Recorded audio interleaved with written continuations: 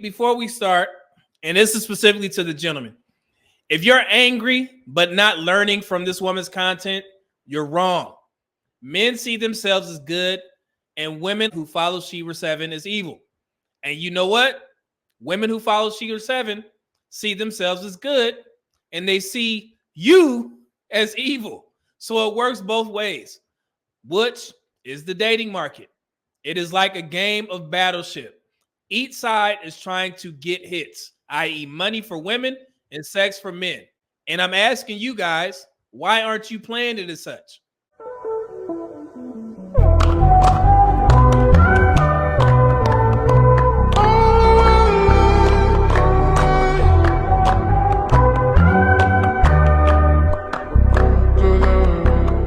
Can a woman make you pay for anything that you don't want to pay for? No. So if you're a man of means and one of these sprinkle talk women approach you with some of her teachings, it's up to you to give her what she's asking for. Basically, she's telling women to kick the proverbial ball into your court, which gives you the option to either play or punt the ball right back at her ass. Remember, you have the power. Now, some of the things Sheba 7 tells women is actually true. However, she underestimates one thing about women: their sexual drive. Yes, a rose toy will get women through a lot of lonely nights, but no matter what women say, they will gladly replace that pleasure gadget with the man. And typically, no commitment is required. If you need proof, just go watch a live stream of the Kendra G Show. Most of the ladies on her show have all of these high standards, but when it comes to sex with the man that she's aroused by, none of those standards apply. When was your last relationship? Like I said, it was my child's father. He was actually my only boyfriend I've ever had. So, and we broke up 7 years ago. So, okay. And you don't have to answer, but I'm gonna ask: when's the last time you was intimate with someone? last year. Okay. Your child's father? What'd you say? Was it your child's father? No. Okay. Do you really think a horny ass woman is going to stop a man and say, before we have sex, do you make 100K or more? No. Some women will follow her advice, but the majority won't, because they believe that giving a man sex will get them what they want. And if you're a man of means, you understand that you don't earn money to give to women. You earn money to attract women. Once they know that you're doing well, they'll try their best to stick around. And that means by sex, early and often. And once you get what you want, then you decide if you want to invest a little bit of money into this woman. And if she asks for something outlandish, paying a bill, buying bags, jewelry, you determine what you're willing to give. If the answer is no, then you leave with a piece of her pussy in your pocket and she lost. You won. It's all a game until you're ready to stop playing. And also, let me say this. You modern men are actually privileged. We didn't have social media back in the day. And the best thing about Sheba 7 is that she's using public platforms to get her message to women, which you have access to. So instead of getting mad, watch the goddamn videos and understand the signs and tactics that she teaches these women and use them to your advantage. You already know that most women aren't doing well for themselves financially. So the majority of them are starving for a man to take care of them. Or in other words, provide a soft life. Most women aren't refined enough to move as a truly elegant woman. So instead of learning how to manipulate a man with their femininity, they come off forceful. For example, there's a woman that's on social media right now that says she tells men, you got to send me $100 Cash App in order to talk to me.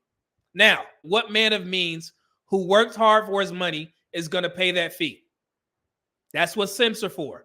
Not only simps, old simps as well, which is why she tells younger women to date and or marry older men. In that scenario, the only one losing is her, because like I said before, Nate don't care. But you ain't did a doggone thing until you stand up in it. Nate don't care why you here. He just cares that you're there.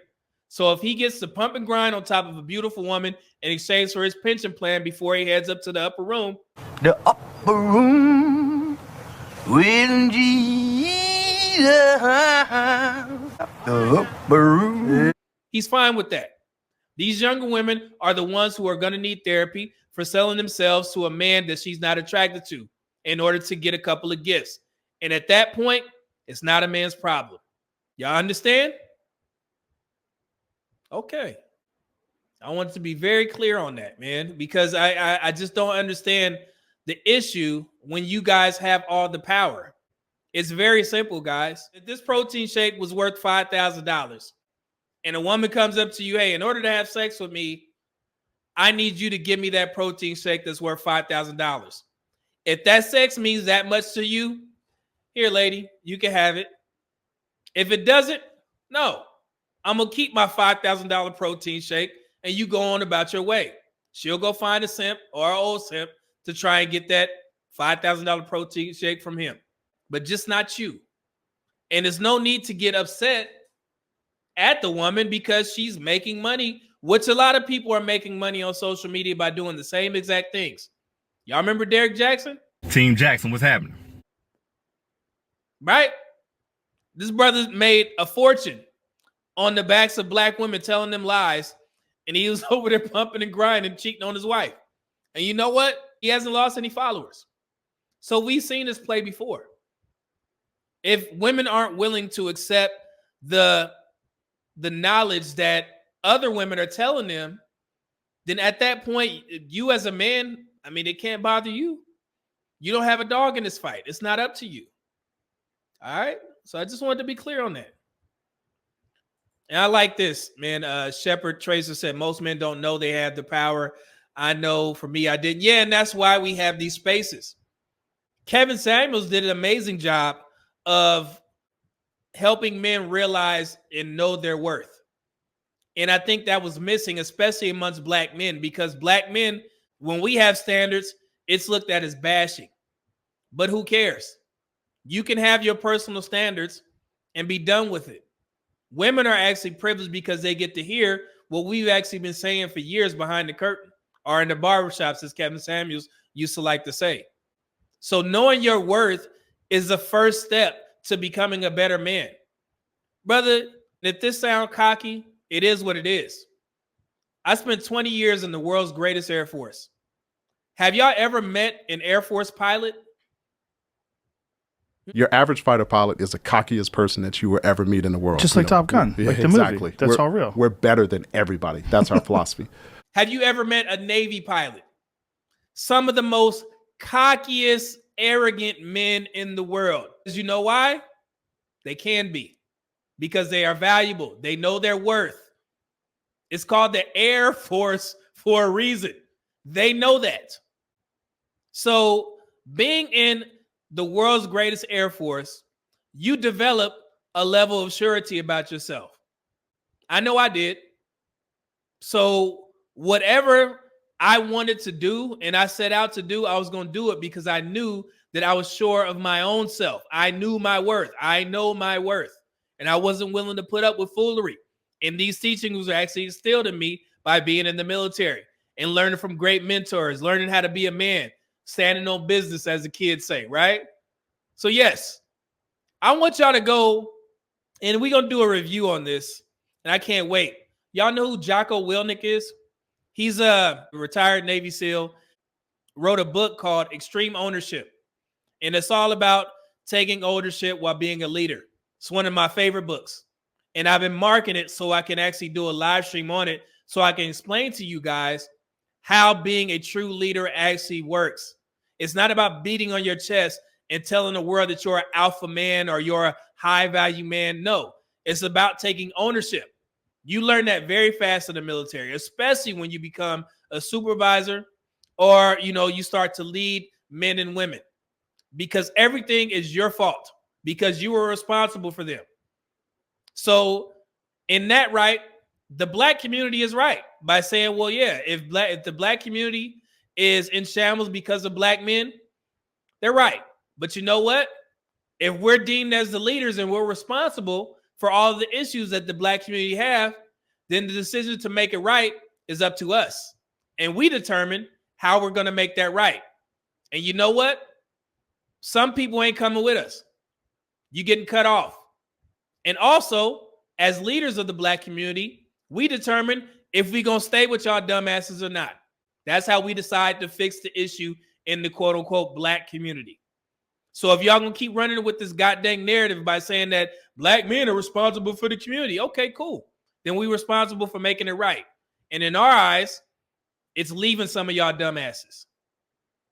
Got it? Okay. I'm being very direct, guys. I don't play that foolery. You know, people try and play mind games and, well, were you responsible for how black women act? Okay, cool. The same thing in the military happens. If you're a leader of a team and somebody F's up, you decide if they're willing to be taught, if they're willing to be a follower again or learn what they did wrong and do things the right way. And hey, in the military, you volunteer to get in there. I'm not listening. Bye. That's how the black community needs to treat black men. If y'all gonna try and say that we the leaders and we responsible for how black women act, cool. Okay. Just remember that. But we decide how we gonna fix the issue. Remember that.